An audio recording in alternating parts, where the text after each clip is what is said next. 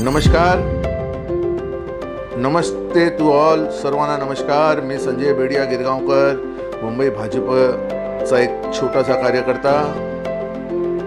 मैं आप लोगों के सामने आज मुंबई भारतीय जनता पार्टी के अध्यक्ष और 24,000 करोड़ के मालिक माननीय श्री मंगल प्रभात लोढ़ा जी के सब्जेक्ट में कुछ बातें करने आया हूं. और यकीनन मुझे पता है कि मैं जो सच्चाई से बोलता हूँ उसका मुझे बहुत खामियाजा भुगतना पड़ता है. मुझे इसका भी खामियाजा भुगतना पड़ेगा. और ज़्यादा से ज़्यादा क्या होगा, मला ते पक्षामध्ये जबाबदारी देणार नाही एवढंच तर चालेल. मला काही गरज नाही. હું મારા તાકાતથી મોટો થયો છું અને मोटो थईस, पण सच्चो बोलीस, सच्चा बोलता रहूंगा. मैं इसी के साथ विषय की शुरुआत करता हूं. दोस्तों, मंगल प्रभात लोढ़ा जी एक, आप समझ लीजिए कि 150-200 करोड़ की पार्टी हुआ करती थी. और जब विलासराव की सरकार आई तो इन्होंने सोचा कि सारे सीएम जब तक मेरे साथ नहीं रहेंगे, जब तक मेरा धंधा नहीं बढ़ सकता. और इन्होंने सारे सीएम को अपना बनाना शुरू किया. जो भी सत्ता में थे, जो भी विपक्ष के सीएम भी हुए, तो उन्होंने हमेशा उन सीएम को अपने जेब में रखा, ऐसा मैं कह सकता हूँ. विलासराव देशमुख की, स्वर्गीय विलासराव देशमुख जी पे मैं कोई आलोचना नहीं करना चाहता, पर एक बात तय है कि विलासराव देशमुख जी और मंगल प्रभात लोढ़ा जी का घनिष्ठ संबंध अनऑफिशियल पार्टनर, अब उसके कोई सबूत नहीं है. अगर कोई इंक्वायरी करेगा या कोई एजेंसी इंक्वायरी करेगी तो जरूर मिलेगा. पर इसका एक जीता जाता सबूत मैं आपको देना चाहता हूं कि विलासराव देशमुख जी ने वर्ली पर, वर्ली सी लिंक जहाँ खत्म होती है या जहाँ शुरू होती है, समझिए उसी के सामने एक बिल्डिंग है जहाँ रितेश देशमुख फिल्म एक्टर रहते हैं. वो घर उस जमाने में 40 करोड़ का था और लोढ़ा ग्रुप ने किसी व्यापारी को आलोक इंडस्ट्री को बेचा था. और आलोक इंडस्ट्री को बेचने के बाद इन्होंने वो सौदा उनसे रद्द किया, क्योंकि वह फ्लैट विलासराव देशमुख जी को अपने बेटे के लिए चाहिए था और वो फ्लैट उन्हें दे दिया गया. अब क्या ट्रांजैक्शन हुआ, कितने में गया, गिफ्ट दी गई, यह तो एक इंक्वायरी का सब्जेक्ट है. एक जीता जाता सब्जेक्ट है कि किसी को आप फ्लैट बेच देते हैं, पर सीएम के कहने पर वो करार रद्द कर आप फिर विलासराव जी के बेटे को देते हैं. रितेश देशमुख अभी वहीं रह रहे हैं. उनका पृथ्वीराज चौहान जी से भी अच्छा संबंध था. अशोक राव चौहान जो चीफ मिनिस्टर हुए, उनसे तो बहुत घनिष्ठ संबंध था. और उनका एक आदर्श घोटाला सुना होगा आप लोगों ने, जो कुलाबा कपरेड के पास में एक बहुत बड़ा घोटाला हुआ था.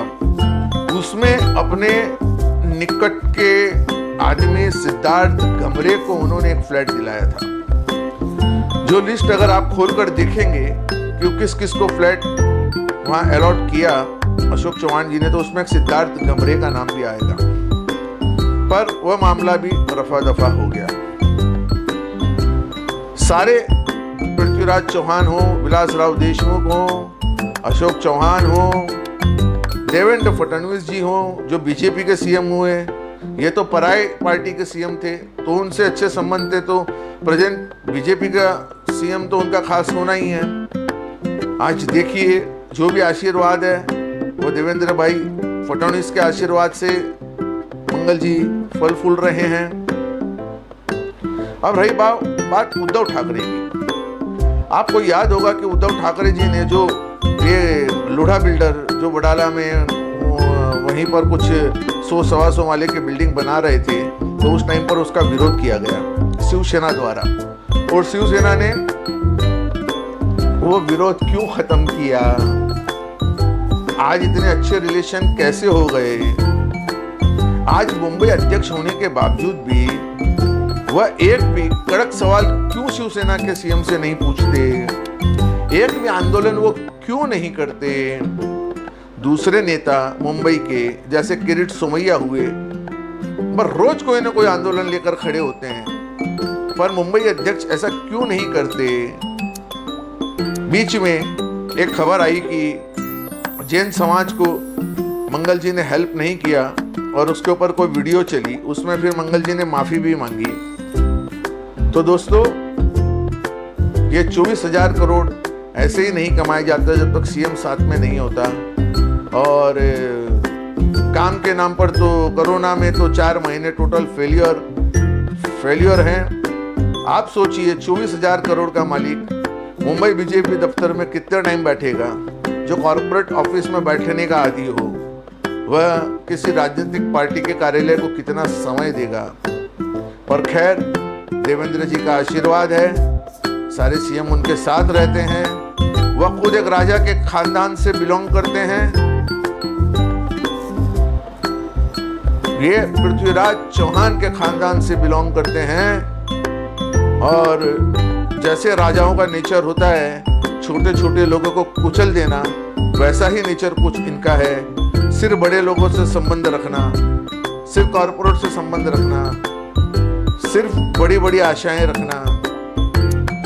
खैर, ये उनका व्यक्तिगत मामला है, पर सारे सीएम से इनके बहुत ही अच्छे रिलेशन क्यों हो रहे?